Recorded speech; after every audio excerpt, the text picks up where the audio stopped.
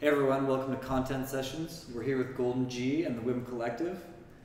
Thanks a lot for coming. What up? Of course. Yeah, so today we're talking marketing, music, distribution, attention, all that fun stuff. So why don't you tell us a little bit about yourself? Okay, well, I go by the name of Golden G. I'm an artist from Ontario, Canada, GTA. So I'm actually from Oakville, but Greater Toronto area. I'm here with my boys. We got Sully over here, Ozzy, my two co-managers, and we also got Mikey, who's another member of the team. And yeah, we're here. We're just trying to get some insight. We feel like we're at the level now where the music's, the music really can make wave and make moves. And so we know, Mike is kind of an expertise with media, social media, marketing in that sense. He's got multiple brands started and has multiple clients with that shit already. So we're gonna sit down, have a talk about basically who we are, what we're trying to do. I feel like it's important for an artist in the movement to kind of put that energy out there and have people understand what's going on, other than just seeing the content. And then we're gonna basically talk to him about where he thinks we should be, how we should be moving. So maybe I should probably start about Wiim. Yeah, tell us a little bit about the collective first.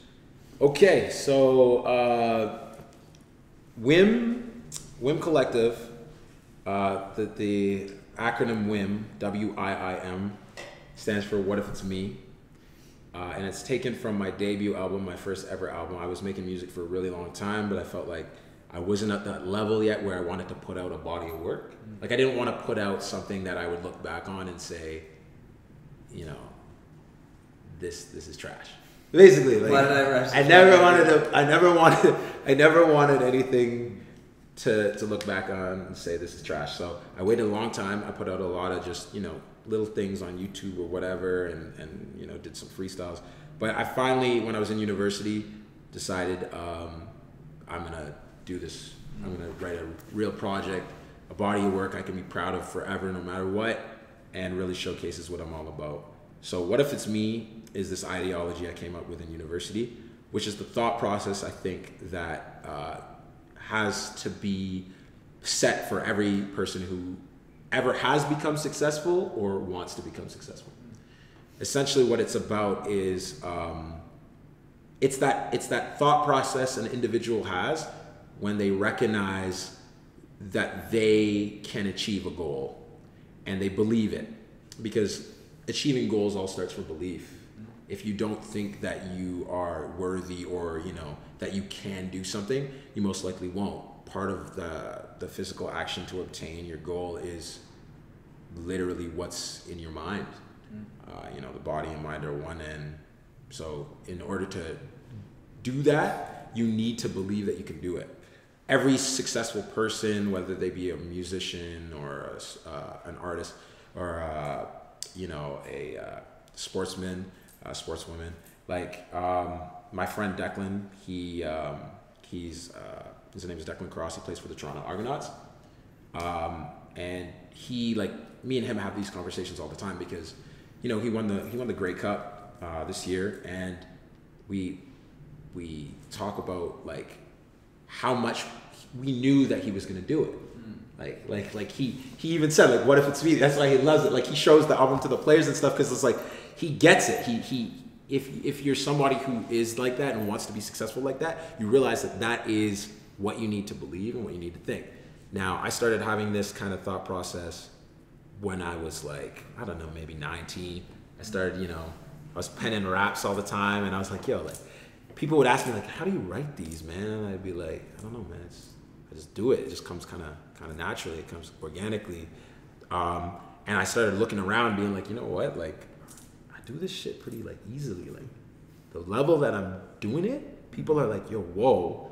But like, I'm not like exerting myself. Like, I'm in university, or I was in college at the time, and I'm like, I got other things doing. Like, imagine if this is all I was doing. I'd be fucking crazy.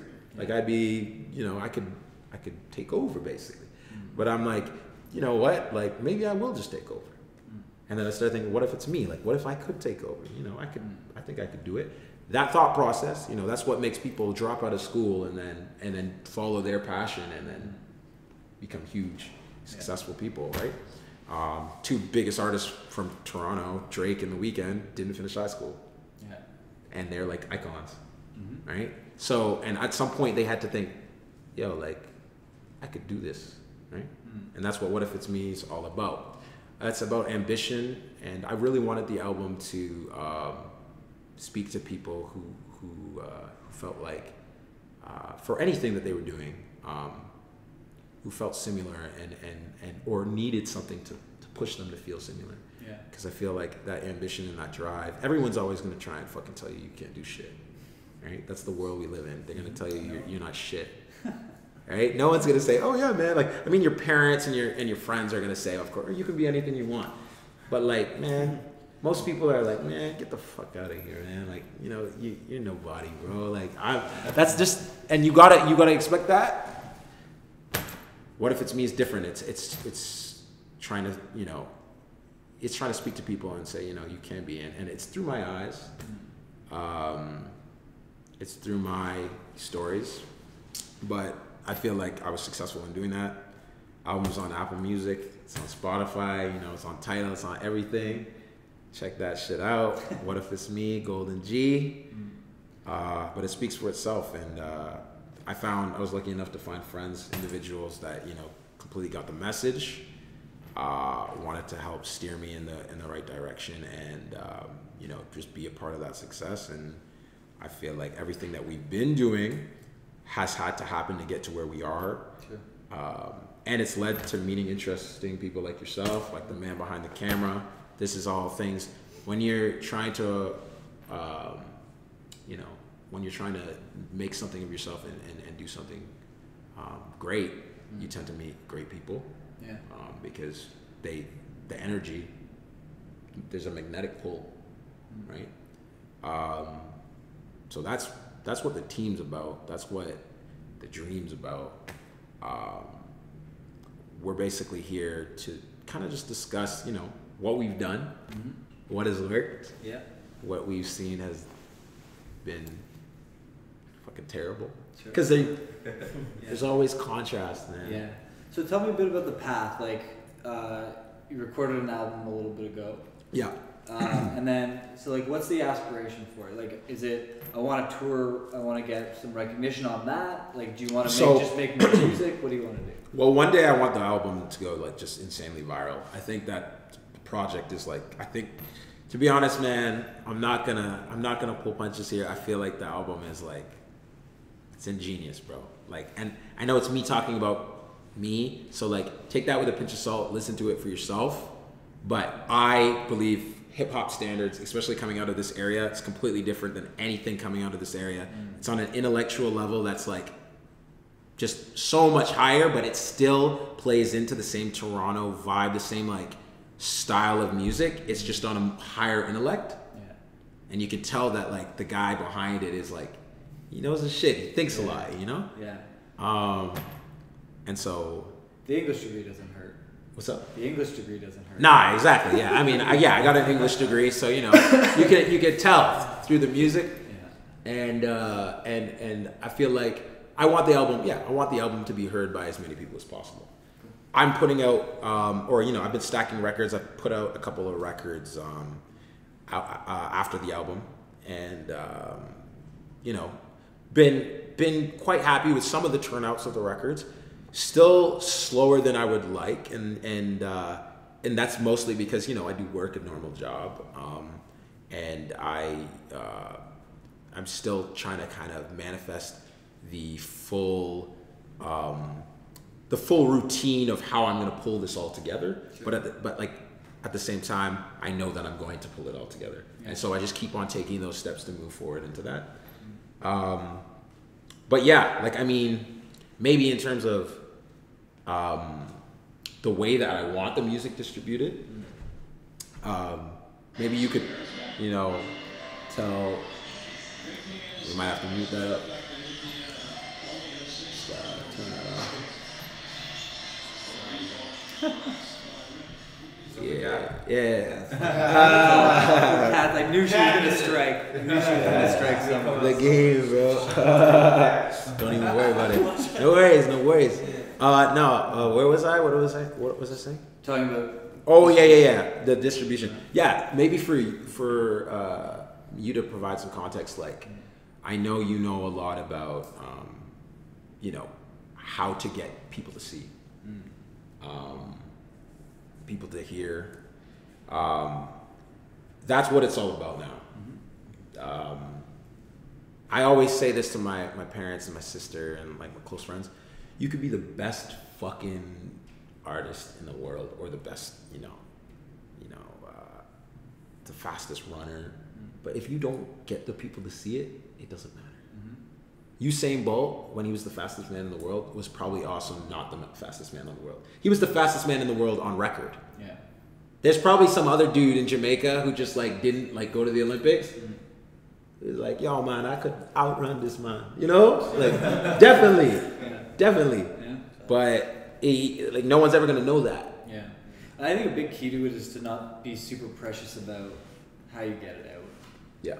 There's obviously standards, brand standards, group standards, so you guys have. But I think just figuring out whatever way is going to get it out, the best way, the most, whatever that thing is a good path to follow. And there are people that like they don't want to put out the next anything because they don't want to put it out till it's perfect, or they don't want to. Yeah.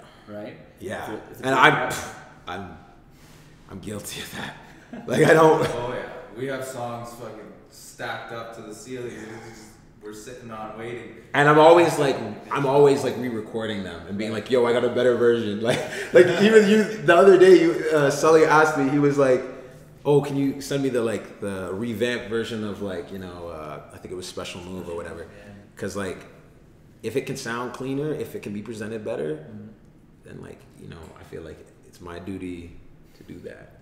We gotta do it justice, right? Yeah, exactly. What it comes down to. When the lyrics are there and everything's there, you gotta make sure that the quality and everything is there as well, right? Exactly, and I feel like that is probably where some of the hesitation comes, in the sense of putting stuff out there that you feel like, am I putting out the content? Like any content is good content. I remember somebody telling me that anything you put out, any content is. I think it was Abe who said that. Yeah. But he told me anything you put out is good content. But at the same time, I thought about that. And I'm like, yeah, anything you put out that gets eyes is good. But it's also important that you need to make sure that that's going in the direction of how you want to be seen. Sure. Yeah. And just before the cameras were on, I was talking to the guys and I was saying, you can be seen, but is it the way that you want to be seen? Because of course, I could dye my dreads blue, put a grill in my mouth, start, talking barely any English, mumbling my way through shit, and shit probably pop. But how long is it gonna be on? Yeah, you know what I mean? Call myself the Smurf, young Smurf. Right there. Smurf, that's it. Right there. But the thing is, it's how long is that? Yeah, you're gonna make some money. Yeah. But your fucking dignity is gone. You look like a joke. You're a clown. That's it. I don't want to be a clown, man. I'm too smart to be a clown. That's the thing. And so it's figuring out how we got to do this the right way. How do we put out that positive energy, but at the same time be yo, we really do this. We could be the best at this shit. But at the same time be yo, we're trying to inspire. We're trying to, make people see that anybody can do it, right? I'm not talking about hoes and fucking just throwing cash at the strip club with my music. Right. And I'm just deeper. I'm deeper than that, man. I got so much to me. And so it's how can we brand that? What's your favorite lyric? My favorite lyric of all time? Yeah. Oh, jeez. That is a hard question. Probably, yeah, shut up 6 man. It's probably from Drake. I'm not gonna lie. It's probably I've been hearing what you say through the grapevine, but jealousy is just love and hate at the same time. I love that lyric. I think it's fucking ingenious. It's always something simple that I really love. I used to hit the corner store to get Tahiti treat. Now the word at the corner stores that I'm TBE. The best ever, don't ever question, you know better. But shit ain't always how it seems when it's so together. Whew, that line. And then he goes, I let that last line breathe, take a second to get it. I was like, oh my God. Like, I just thought that was so nasty. But yeah, I don't know. I really love lyrics that are very simplistic, but the meaning behind them like just hits you. Like you get that like you get that idea that like there's this omniscient intelligence behind the artist, and I try and add that to my music. Nearly like they see everything and they just understand everything. Right. Like things are just going on, but they're so above everything, and I feel like that's why he's so successful, Drake. It's like you see everything, and you're just above it. And I feel like the way I write, and like, yo, you know, you gonna see that shit, but like, I feel like the way I write is similar, where it's like, I understand the shit, man. Like, I know the shit. And it's like, you take from it what you will, but I know what's going on. Yeah. I feel like that is very effective, super marketable way of like getting your stories out there and getting the music across to people. Yeah. It's a good segue. So talking about getting the music out there. Yeah. Let's talk about that. Yeah. So you guys, it's on Spotify, it's on everything. Yeah, it's on every platform. Yeah. What's been the best platform for you guys? SoundCloud? I think that the best is Spotify. Spotify is the best platform. Yeah. Most used overall. But just for like for you guys, like that you have the most growth and most followers. Yeah, I could see the most on Spotify. 100%. I think that the potential to grow on YouTube is like really immense. If certain visual. You guys are pumping up music videos with your content too, right? Which is big. Not a lot of people are. Yeah, well, that's a big focus of ours as well, is to highlight certain particular songs but eventually be able to get everything that, you know what I mean? Like I feel personally on the album everything deserves a video. So do I. I've been saying this shit. Everything deserves. Camera guy, he's thinking about it too. Yeah. Not Clark, everybody behind the camera. Yo, he's done some of the videos, but yeah, I definitely think that visuals is a big thing. I've been, you know, I said I've been stacking records, and a lot of them I don't plan to release without a visual. Like I did a track, I got a track coming with one of Drake's old friends, Rennie. He's actually from that exact same song that I just quoted. He grew up with Drake. We got a record coming. He goes by the name Snaz, producer name, but we got a record coming. Shout out Snaz. Shout out Snaz. That's nice. We got a record coming, and I feel like that's going to be a big record. It showcases a lot of the things I've been talking about. So I was like, people got to see something when they hear that for the first time. Yeah. One thing I was thinking about for you guys, I actually literally came up with it today, because we record ads on Spotify, so you can buy space for the people that don't pay for the premium, right? You get those 15 seconds. Oh yeah, yep. So the cool thing about them is there's a visual element. Right, so if you're looking at the screen, you can see like whatever. There's an action you can click through to the action within the actual ad. It's still in beta, but it's like they're starting to allow it. Yeah. One thing I was thinking would be really fun, because we've been running them for our training programs. Okay. But one thing that'd be really cool is if you dropped it in, so you can target it based on age, gender, city, the type of music that the person's listening to, right? Yeah. So imagine it on like a rap. Someone listening to rap music. That commercial comes on, but the commercial is you right at the beginning or mid song. And the first 12 seconds, they just think it's the next song that's playing. And be like, no, this isn't the actual song. You got to click this thing to go listen to it. You know what I mean? Like just drop in like 10 seconds of it. Be like, this is good. Be like, this isn't the full song. You got to click the ad. And go that would actually be a cool idea. And you could drop it into the people already listening to that. That'd be really fun. Like we record them where it's very like, welcome to Social Media House. If you need training, but it's very radio commercial. Yeah, exactly. It'd be kind of fun to just drop in a section of the song, so you almost think you're listening to it. It's like a teaser almost. And then that actually is a super marketable idea. Yeah, because people like snippets.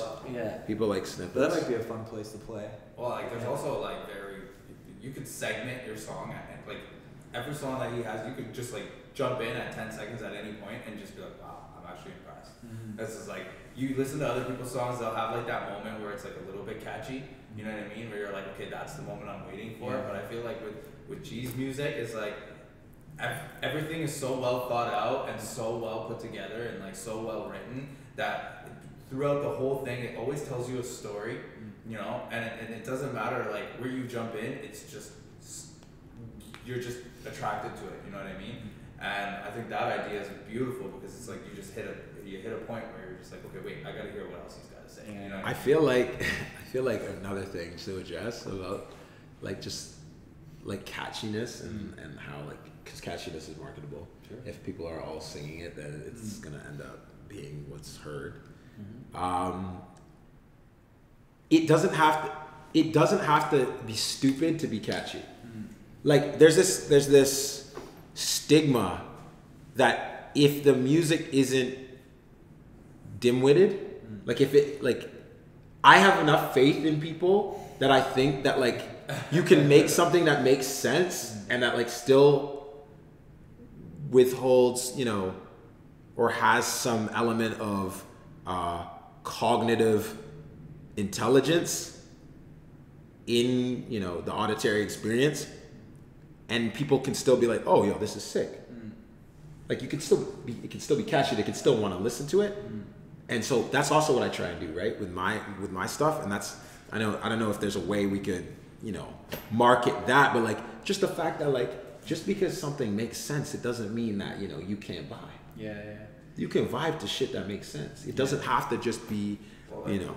It's disrespectful to even think that, you know what, like I gotta dumb my lyrics down so that the people who listen to my music will be able to understand. I know, right? But that's how some people. That's how it goes. It's True. Like, you look at like Wamba and it's like fuck, shit, bitch. Like that's like the biggest part, and that's literally how he sings the song out, and people love it. And I mean, I'm not hating on like stuff that is dumbed down or that is, you know, simple. Because you know what, we need that shit too. Yeah, of course. I don't want to hate on anything like that. I'm just saying like it's not the only form of catchy. You know, well, like, I don't want to sound pretentious. Right. I don't want to sound pretentious. Like there's room for all types of music. I just think that there's a stigma that goes along with like, you know, when people think someone's lyrical, they think of that like Eminem joke where he's like satirical, lyrical, miracle, swimming pool, like where they just like just too many like words. And, like it doesn't have to be like that. You can have shit that's popping that sounds cool, but like is sick lyrically. I think that's what Gambino does though. Because you hear some of this stuff and you're like, wait a minute, what was that? And you it's funny because it's not always the most intellectual, but it's got this thing where you're like, I don't know if everyone else got that, but did you just get that? Like, you know what I mean? I love that guy. He's a genius. Like G0lden does it really well as well. G0lden does a great job. Gambino's that guy's a genius, man. I mean, this guy writes for TV. He's a fucking comedian. He's a singer. Yeah. Freaking. He has a song called "This Is America." That didn't it like break a like YouTube record or some shit? Or like, it was trending. It was trending so much and literally like, bro, like. The whole song is ad libs. Yeah. It's amazing. Yeah. Like he's just, I'm so pretty. I'm so pretty. Watch me move. This is Sally. That's a tool. Like he's just saying like he's barely saying anything. It's all the visual. Yeah.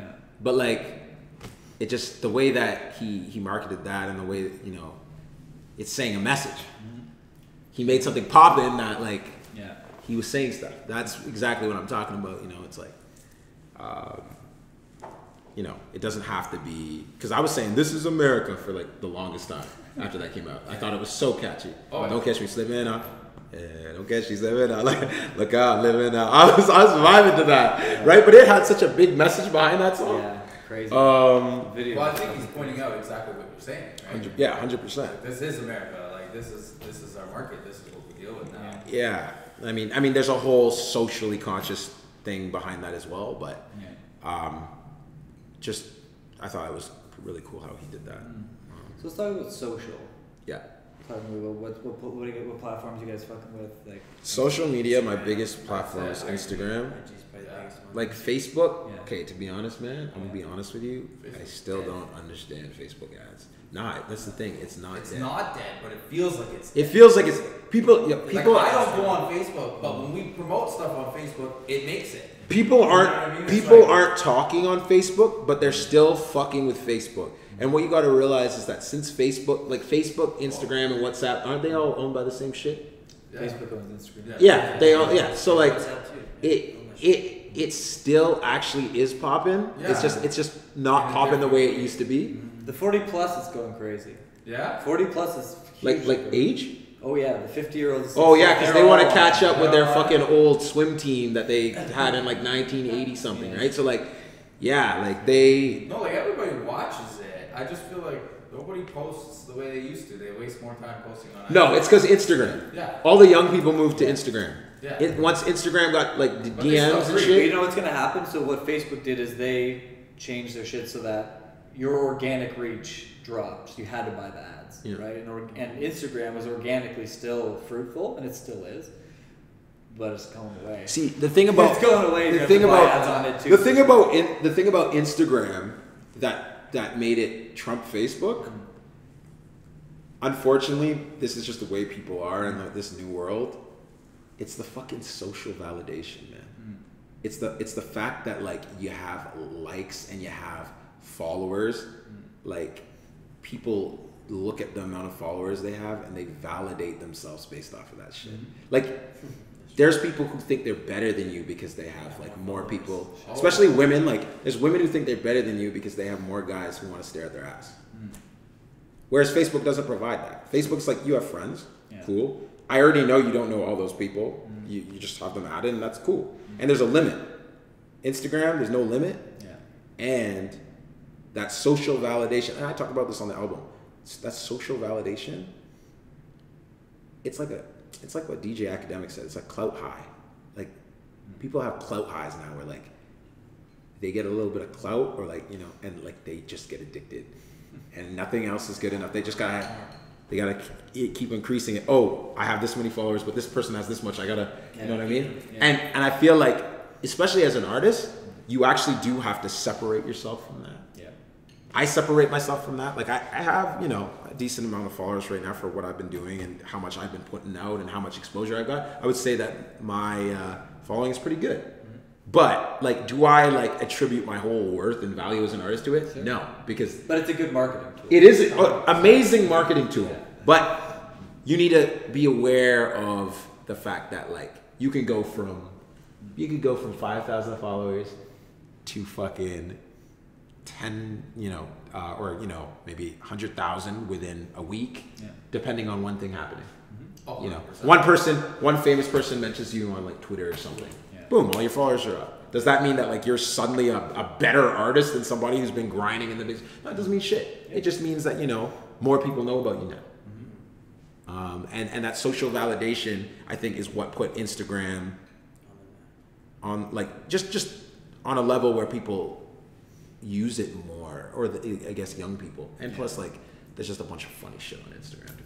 Well, I mean, there's funny shit on Facebook too, but like Instagram. I think the biggest thing that differentiates with Facebook and Instagram also is like Instagram, you kind of get bombarded with like multiple different types of people. Like if you go to Discovery, you'll find people you don't follow and things that you might be liking or whatever and whatnot. And you'll be able to see people that you normally you don't know or you look for. But for Facebook, you actually have to go to the profile to be able to see what they're up to. So it's like if I want to go on Facebook and see Golden G, I gotta search Golden G for it to get to see his content, rather than like if I'm just flipping through Facebook, it might not come up. Do you know what I mean? Where on Instagram, you're more likely to fall across somebody who you might not know, but you see that, and then all of a sudden you're dragged in, right? So how you guys dealing with that now?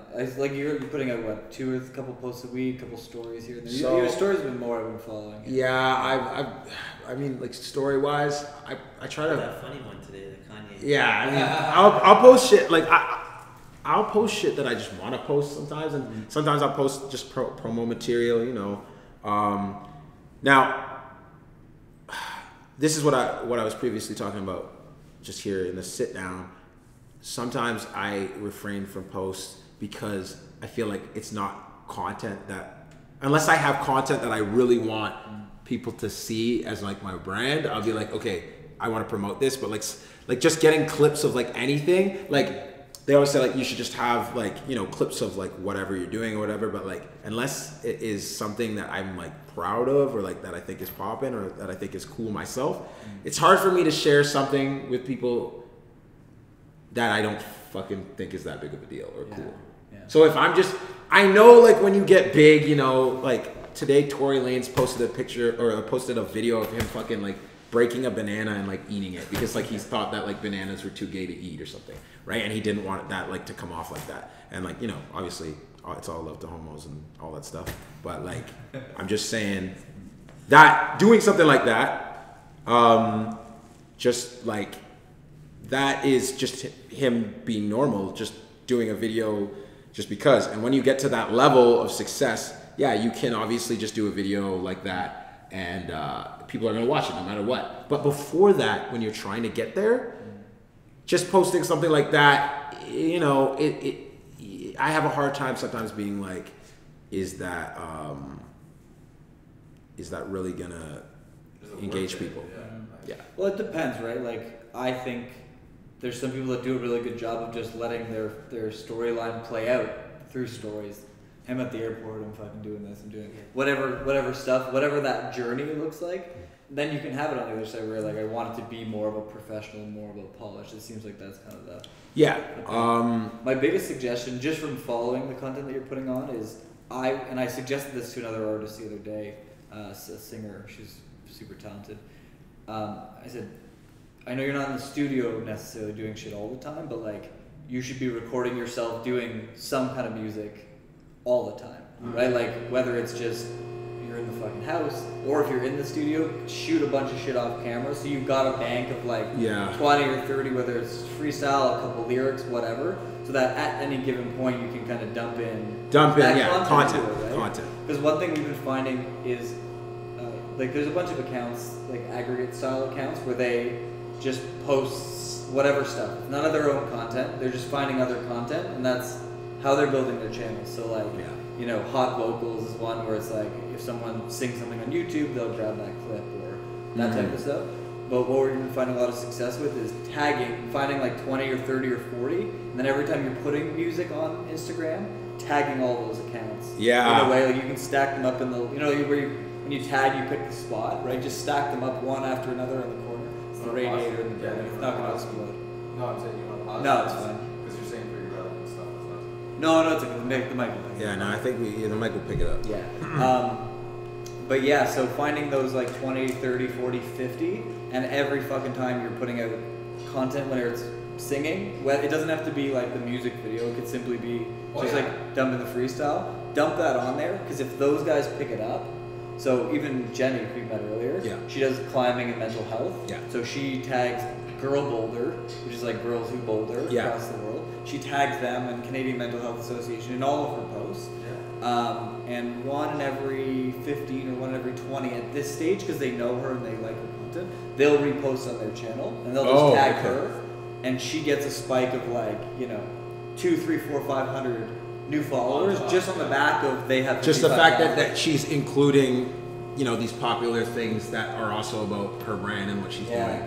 And so you associate what you and especially on the ones where, like, you know, I always encourage a chef to tag men with cuisines, right? Because all they're looking for is other people's beautiful food photos, right? Yeah. So I would do the same thing with as much as, like, it sounds a little bit like you're harassing them, but it's the way that you get them to actually feature it. Exactly. And honestly, I completely agree with you too, because like having a lot of things to post, even if they're not like, you know, these crazy level visuals or whatever, it still shows like that progression and that like constant like daily work ethic.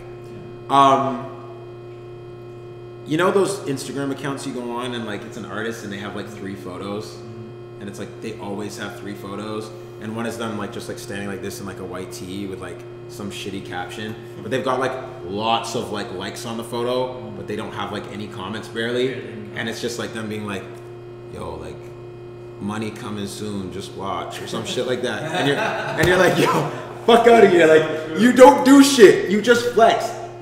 It is important obviously to show like the work you're putting in. And that you're not just, doing it to be cool. Because so many artists are doing this shit to be cool. They have no messages. There's nothing behind it. They stand for nothing. What do I stand for? Fuck all. Like literally. You know how many digital marketers live in their mom's basement right now? What's up? How many digital marketers are living in their mom's basement? Oh yeah. Drives me nuts. Same shit. A lot of people are faking it. 100%. They can post CEO on Instagram. Yeah, exactly. But this is what I'm talking about. But what is that we were talking about? Social validation. That's what makes people do that shit and move like that. Oh my god. Social validation. Okay. No, there's you guys see shadows of people walking by? Oh, in the back. A couple just stopped there and started making out. And I was looking. Oh, really? You just literally see them go there. All you see is the shadow of this one girl's face and the shadow of this guy's face, and then all of a sudden they just start making out. So it's random. It happens. It's a weird area. That was cool. I like that. Pretty cool, right? It actually kind of looked really good. So tell me about how you want to get your music out now. Like, what's worked the best for you guys? What do you feel like? Instagram's growing. You're saying you've been performing a bit live. I've been seeing that. Yeah, we've been trying to get more involved in shows. I believe. That's true. Shows are a good way to showcase yourself. It's also a good way to build content. It's also a really good way to reach people that maybe you've never reached before. Sometimes people just go to concerts. Sometimes people are affiliated with those concerts, and you just jump in the concert, and from there you make more fans. Like we're gonna be doing the Raw Showcase show in Toronto coming up in February 8th. March 7th. What's February 8th? Okay, we got something else. We gotta check the schedule, but yeah, we got lots of stuff coming up. But that, yeah. Do you want to do that? Do you want to tour and like go around everywhere? Like I want to do shows. Like we had a discussion the last thing we had planned. I like to be prepared. Yeah. I'm not a guy who, of course, if there's a huge opportunity and I'm not prepared, but it's fucking huge, of course I'm gonna get as prepared as possible and try and do it. But if it's like a situation where I feel like it's not gonna do that much for me and I'm not prepared, I'm like, yo, I don't know, man. But like, I know the eagerness needs to be, the eagerness needs to be, people are here, I want them to see me. Yeah. I am in that mindset. I'm just not in the mindset where I'm willing to risk the integrity of myself and my team if I feel like a situation is not what it's being presented as, and I'm and we're like busting our balls to do something or to make something work. Then I'm kind of like, okay, is this like worth all this trouble? Because time, somebody like you would obviously know that time is just fucking money, man. Like we don't waste my fucking time, bro. Like I fucking hate my time being wasted. That's the thing. We've been jumping on shows, and when you jump on a show, you're at the mercy of the person who's actually running the show for it to put it together. I think what our biggest goal and aim is like in terms of preparation is to be able to get it to a point where we can run our own shows, where you have more control, you have more prep, you know exactly what's going on, rather than being at the mercy of somebody else's decisions. Obviously, there's by being talented, there's that level of respect of just understanding and giving you what you need to be able to do your show properly. But at the same time, it comes down to preparation, right? And it comes down to being able to have that control and doing it the way that you want to do it, right? And that's Jerome's biggest concern, is that when you don't do it the way you want to do it and other people perceive it, you know what I mean? If you have that control, then you make sure that the people hear you the way you want them to hear you. They understand your music the way you want them to understand it. Obviously, you want to leave it open to interpretation and have people be able to like take it in and interpret it and ingest it the way they want to and take what they want from it. But you also want to give it that justice and that ability to be able to be in the way that you understand it. And then they'll start to understand you. You know what I mean? And I think that's Jerome's big sell point is himself as a person. You know what I mean? Being an intellectual, being very, very wordy, being very chosen what he says, and having that talent and being able to demonstrate that talent. That's his point. And when you're not in control of that, it gives you that that hesitation or that anger or that hey, like I can do this better. You know what I mean? Like we've been involved in shows and I'm like, man, like these guys really don't know what they're doing, and it's just like we're screwed. Like okay, we're gonna go out and do our best show, but the rest of the show is gonna be garbage, and it's like well. Well, it's hard. There's a lot of money and effort going into you're setting up your own stuff, right? I mean, yeah. I mean, just eagerness. Eagerness should never be confused with. I would say like eagerness should never be confused with idleness. I guess, or is the idleness a word? What I mean is like What I mean is like being eager and being idle are obviously two different things, but sometimes they work hand in hand if you're not in the right situation.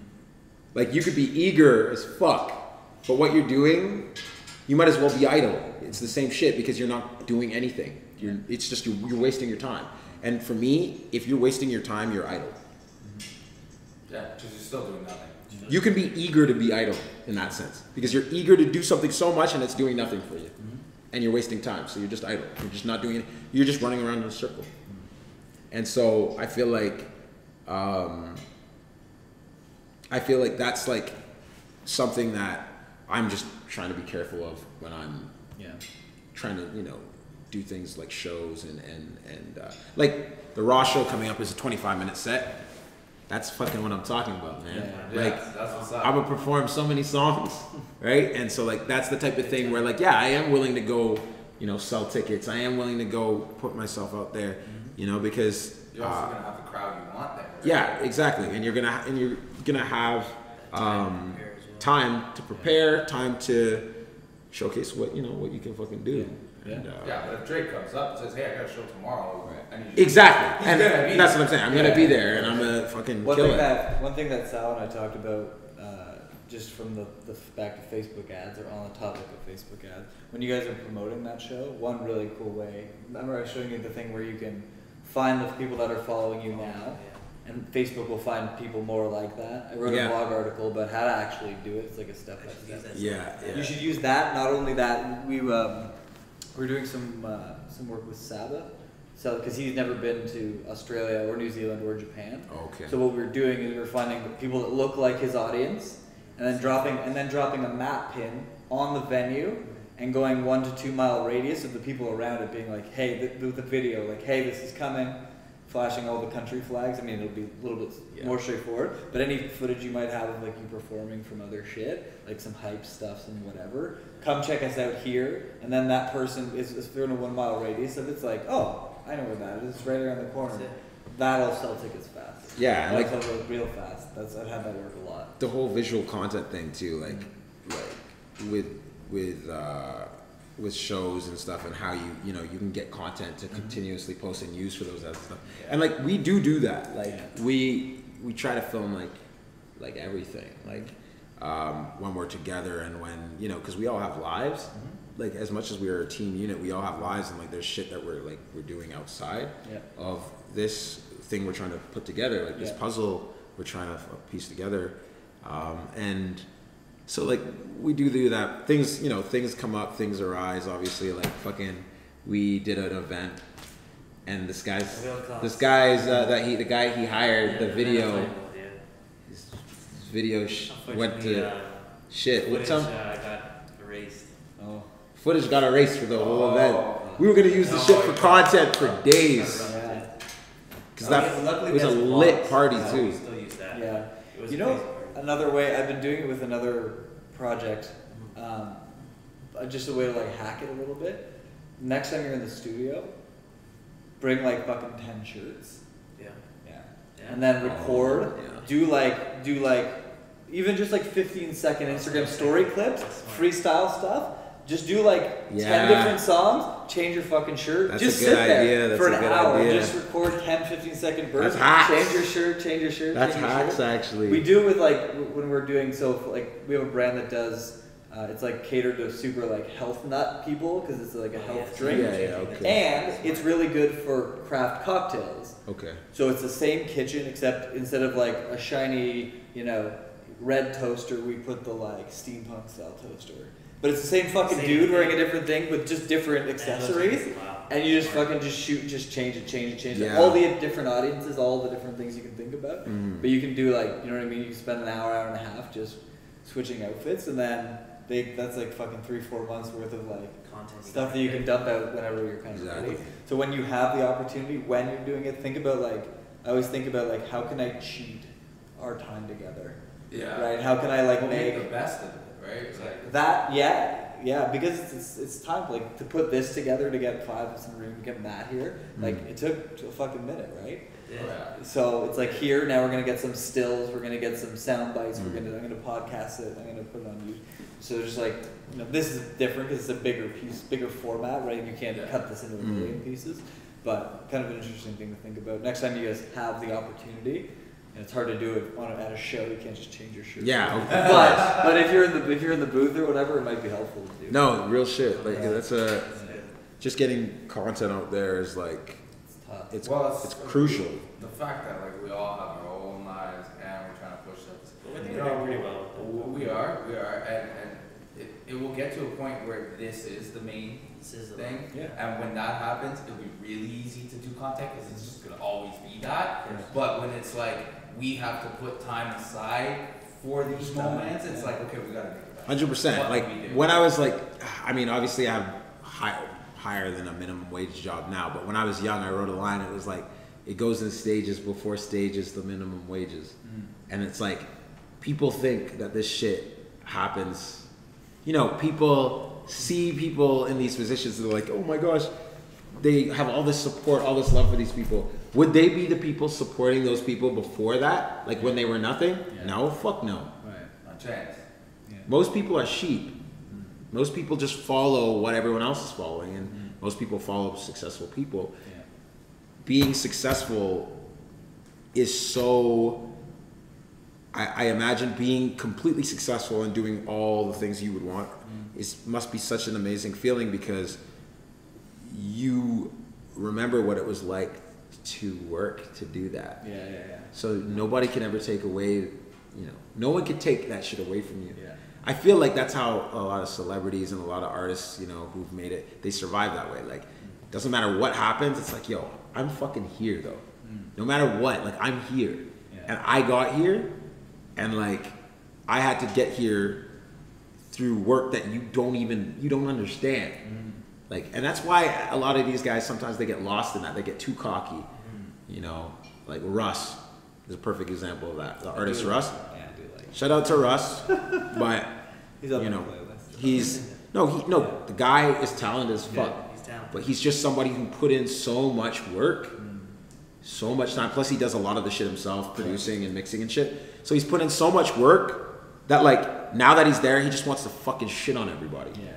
But like he's very aggressive. He's very. It's important to have self-love, but you can take it to the point of being arrogant, and it rubs against people the wrong way. Sure. And that's how you get into a situation where he's coming up with like a point that's not even bad or not even that controversial or something, and still on the comments says fuck Russ. Yeah. Because people just don't fucking like his face because they're like, it's that cocky guy, and his opinion on it is like, oh well, fuck it, whatever, fuck you, I have my fans. But it's like, yeah, it's cool to have your fans, but like it's also cool to just have people like you. Yeah. Right. Like I'd rather be somebody who, I have my fans, but then like the average person who sees my face doesn't want to type fuck you like underneath the comment on the comments. Right? So it's all how you want to be perceived. And I have a couple other quick thoughts for you. One thing I was trying to figure out, how do you just like get out there on something that's like not necessarily related to you, right? Getting on the radio in different places. I have a thought about that too, to kind of maybe speed that up. But one thing I was listening to, do you know Dan Patrick? No. He's a sportscast guy. Okay. So he's like Football Night in America. Anyway, he's got this show that's every day. It's a fucking 3-hour show from like 9 to noon. I listen to the podcast. I just like, I need my fill and I'm driving a lot, so. Okay. I need my fill of sports. Yeah. He fills my sports. But he's got a couple of like themes. So part of the show they'll do like, they'll have a stat of the day. Whose stats do you want? And so they have people who've recorded content for them. That is like, different intros. So Will Ferrell recorded one for them, and like a bunch of other people. But it gives them content to introduce segments of a show. Yeah. And because you're such because I think probably coming up with like lyrics or coming up with like small blips like that would probably be something that's fairly intuitive to you. Yeah. It might be something to look at. Like maybe there's some like even like YouTube shows. Well, like we've started a vlog.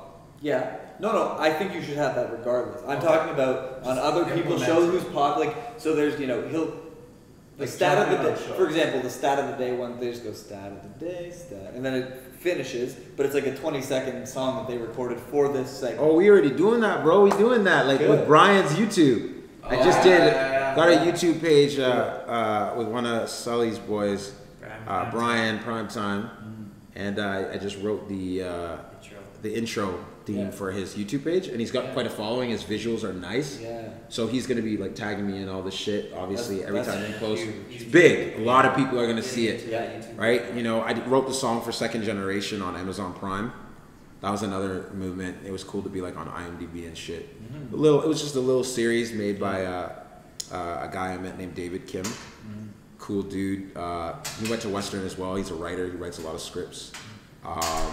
But yeah, he wanted some independent music for his series, and I got wind of it and I wrote that. So when I do get those opportunities, I'm all for it. Like I know that like getting that shit is as long as it's like the person is the person knows that like there's a certain amount of mutual kind of significance that I have in doing it in their product or what they're doing. So, I want, if you're gonna use my shit, I want something in return. I want you to say, okay, this is this guy in the description. Yeah, shout out. It's your own version of influencer marketing. Exactly, right? It's like you need to make sure that like it's kind of like a trade of services. Or it could just be a payment as well. I would do as much of that as you can. Right? Like, yeah.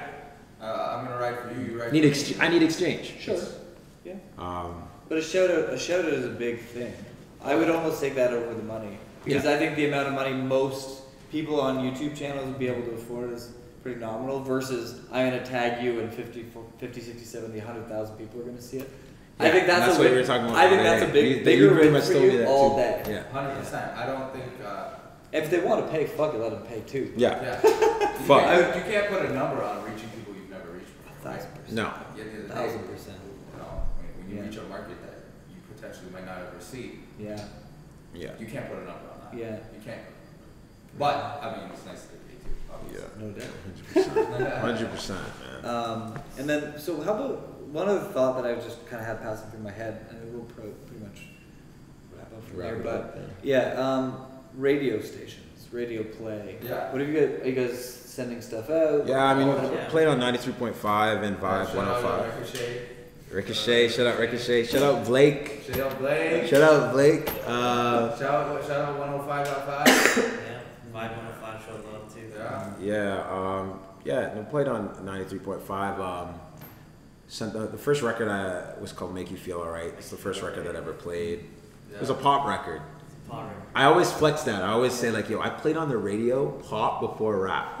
Like my pop shit, I don't even consider myself like a pop artist, but like I fucking, I'll fuck around with like a little pop here and there, like, and like it was good. Like the fact that like my first pop song got on the radio, that was my first pop song ever. Yeah. So like, fuck it. Like, I guess I do pop, right? And shout out to G0lden Drews as well.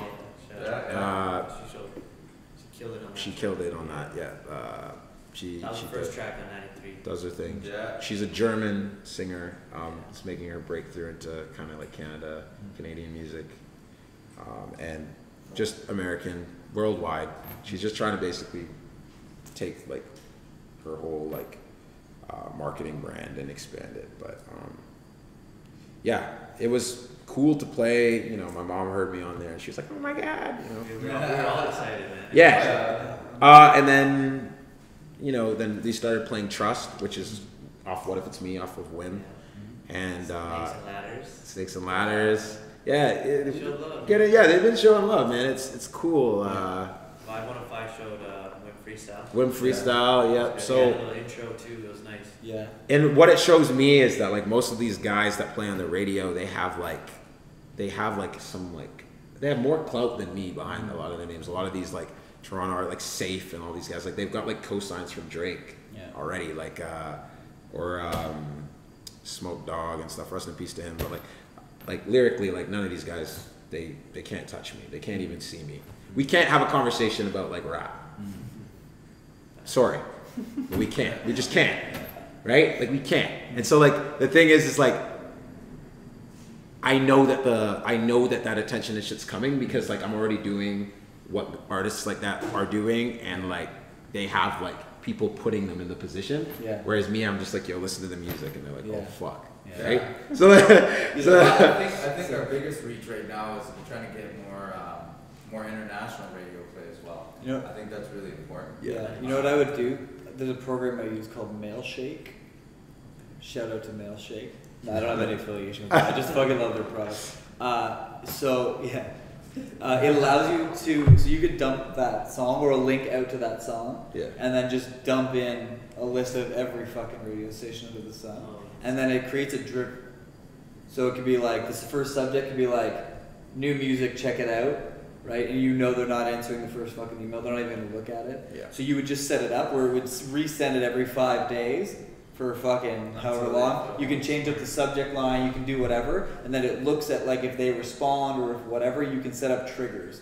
For example, if they click the link to go out, you could have another automated thing that sends out saying like, oh, I saw you were interested, and like, so you can automate your correspondence. And if you're trying to hit 1, 2, 3, 4, 500, 600 stations, that's pretty sick, right? So all you got to do is get all the information in the first place.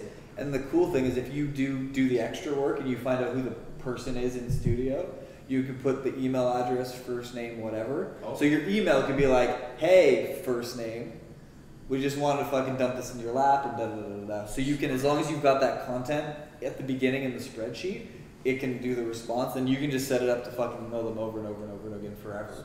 And then if they, and if they, you know, if they respond or whatever, you can say, okay, if they reply, like stop sending, so I know, and then you can see the responses. But it might just be a massive way instead of trying to keep track of who I email, putting it in Excel. That's a super good idea for you, Sal, because you're the one who's handling most of that shit. Yeah, I got you. So that'll help you a lot with correspondence, especially like we got hits coming, so we gonna need that radio shit soon. Yeah, we're gonna need you. Man, if they thought that would make you feel alright, it was a banger, man. I have no idea what's coming. Well, I think the thing that we have the most traction with is like you reach out to these people, right? And obviously they're paying attention to what is getting already the clout. Yeah. What has that traction? But then if you have somebody sit down and actually listen to it, or is that within seconds, it doesn't matter who it is, they recognize the talent. Because you know, you get the people who are like, oh yeah, like I'll listen, like whatever, like he's a rapper. Oh yeah, oh shit, he's a rapper. Their heads bobbling around like a newborn baby. Like they're not listening to shit. Yeah. But then when they take it in, take the bars. You can see. I always talk about this in my music, but like I always see the look on the people's faces. And like I just know that like they realize like, oh shit, it's really like that, right? Yeah, and so record the reactions. Yeah, it's like I like that. It's really it's a definite eye opener that, you know, we're on the right track, and and it's always, you know, it's always, as an artist, it's always satisfying to see, you know, that they get it when someone gets it. Showing love. Four Corners, shout out. Yeah, shout out Four Corners. If you ever get a chance and you can shoot content with him or in a studio. Well, that's what we did at the last concert, right? Yeah, we got some content with him. Yeah, because you can. So what I would do is market that on when you're running those ads. If you run Facebook or Instagram ads, so run it with people that look like you're following, right? Facebook figures out, and then who are also fans of X. We've done that with like freestyles on Sway in the morning and that. Okay. So the video clip is people on Sway, and it's targeted against fans of Sway who are also people like this to follow.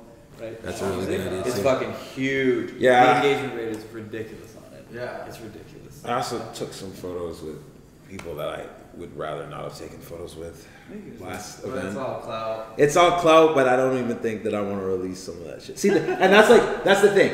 It's all about how you want to be perceived. You can't. Are you willing to sacrifice a good night's sleep for clout? Like some people are. Some people said like, "Fuck sleep, bro. I want to get on."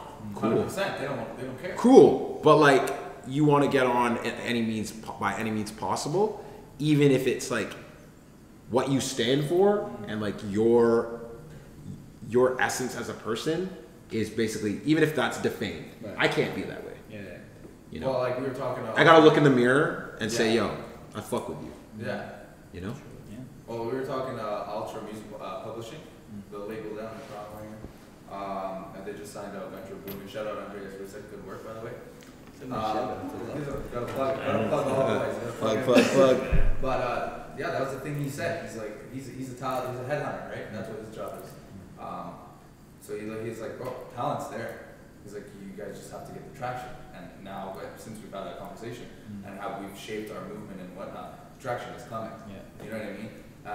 He said the thing was 3 options: either do something really stupid to get noticed, like 6ix9ine, tattoos all over your body, whatever on your face, and this, that, color your hair pony, and jump out there. Get with the trends, or content till the people fucking hear you, right? And he goes, the talent is there. When they hear it and they listen, they'll fall in love. Yeah. And he goes, the potential to be able to shape yourself the way you want to shape it, at the end of the day, is about working hard and just getting out there. Yeah. That freestyle that you did, by the way, it was like, don't ever mention my name. Don't mention my name without whatever. Picture back to the old style with a flow rap with a practice. Listen, if I were you, I would spend every fucking penny you had putting that on Instagram. People love that shit. I'm telling you right now. Man, that'll go fucking. I think that also using the connects you have at the right time is super important as well. Yeah, sure. Like, I think what's the lyric that I had? I say I rarely hold my tongue, I rarely bite my tongue, and I get careless. I'm too fearless. I sent the debut album to Lamar from EXO, like, dude, hear it. That's a true story. I sent my album, the link to my album, to Lamar from EXO, who's the creative director of EXO, and Abel. I shouldn't call him Abel. I don't know him, but The Weeknd's best friend. But the fact that I called him Abel is just going in that what if it's me mindset. Like, I don't see myself, I don't separate myself from people because they're on. Like, I don't separate, like, you might be a fan. Yeah, but it's like you're still a person. You know, you're still a person, and like, you know, you still exist in like the reality that's obtainable. You know, you're not like, you know, so I'll reach you when I get there. That's what you know what I'm saying? Exactly. You know what I'm saying? So, but yeah, like I felt like I kind of jumped the gun on that. Like one day, you know, I hope I could sit down with him and just laugh about it. But I feel like when I sent it to him, like I just should have built that relationship up a little bit more. I mean, I'm sure he's still like, he doesn't hold anything against me. And like, you know, I mostly just message him when like I saw like he made movements, like when like him and The Weeknd, like they, you know, something happened with like Billboard, or like it was his birthday, or like shit was going on. Like I would just like send him a message and say, like, you know, like what up? Cause you know, I kind of got his social media from doing something in university that was kind of funny. I did like a parody of The Weeknd's shit. And he ended up like commenting on it and kind of fucking with it. I think it was funny, thinking it was you know, a good joke. And then like he noticed that I was an actual artist, and so you know I would try and send him stuff. But I feel like that is the most effective when you've already established that that targeting where you're getting those where you're getting that reciprocated energy from like everybody that you are putting the content out to. Like I put out content, and I guess, well, maybe that's not right, because all the people that hear the content properly and like actually take the time, yeah, I do get that reciprocated energy.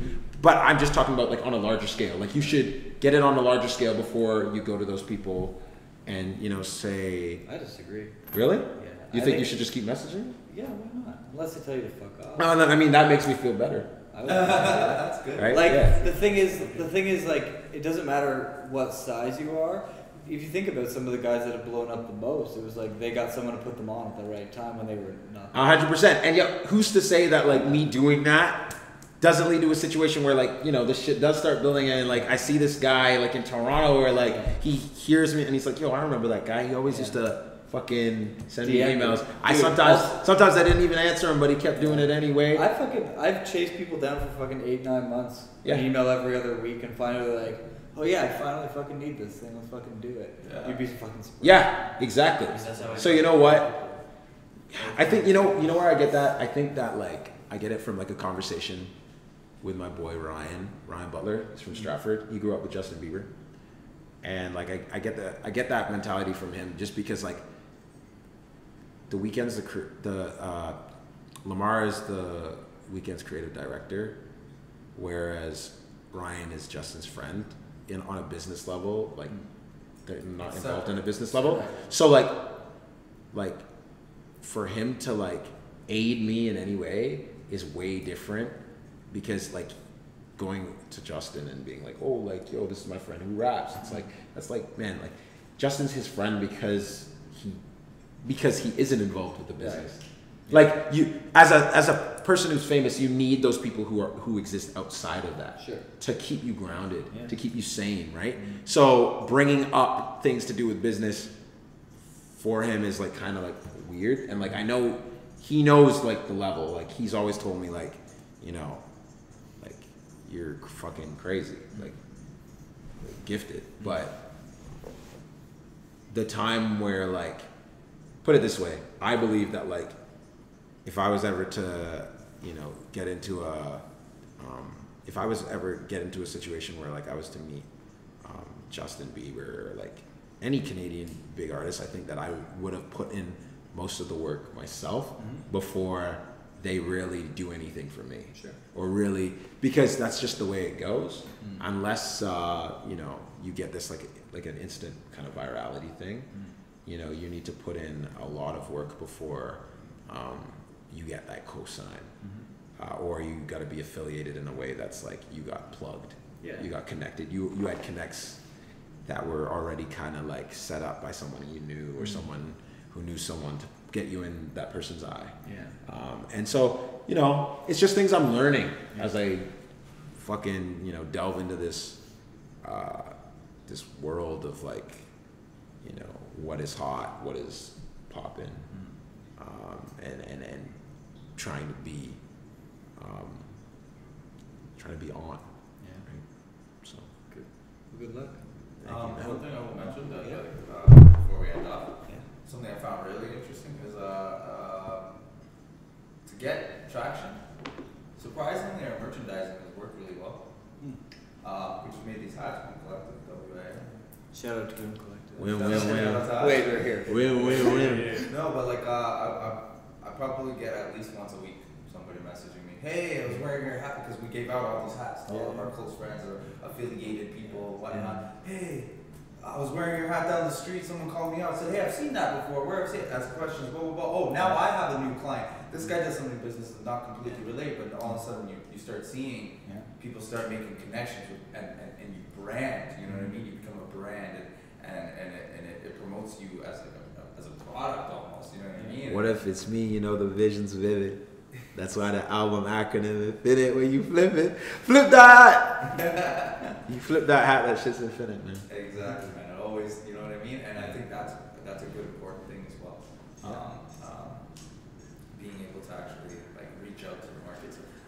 literally like I have at least once a week. I was wearing the hat, now I have a new client. I was wearing the hat, now you have a new fan. I was wearing the hat, you know, I was in the club one time, and actually the guy was sitting beside me, he decided to pop a bottle of champagne because he was a little excited. Hit the guy beside us, turns over to me, looks at the hat, he goes, I know Jerome, you want me to cause issues with you? And I was like, well, I'm glad you love him as much as I do, but not trying to look for trouble here, but like, wrong place, wrong time. But like, it's just that like, you know, like that recognition that like. Yeah, an image is definitely. Image is huge. An image, especially when it's a simple image. Doesn't have to be anything that's, because if you try and complicate the image, it just becomes. You want to be clear. It becomes redundant and it just becomes cheesy and corny. The image has got to just be, in this sense, it's kind of an image and an acronym. Yeah. And man, I mean, I created it. I saw it and I just instantly knew it's what I wanted. The whole vision to be embodied by is that sleek, basic, or maybe not. Yeah, just simple and clean. I wouldn't call it basic because it does look like it looks artistic, but it looks artistic in a way where it's like it's clean and very collected. Just an image that I feel like when the time is right will mean so much and take everything very far in the sense of the brand and the collective as a whole. So cool, man. Well, good luck with the music. Good luck with the movement. I hope this helped in some little. It has, man. Thank you so much for having us, bro. All right. I appreciate it, man. I appreciate that. Sweet. Appreciate that for real.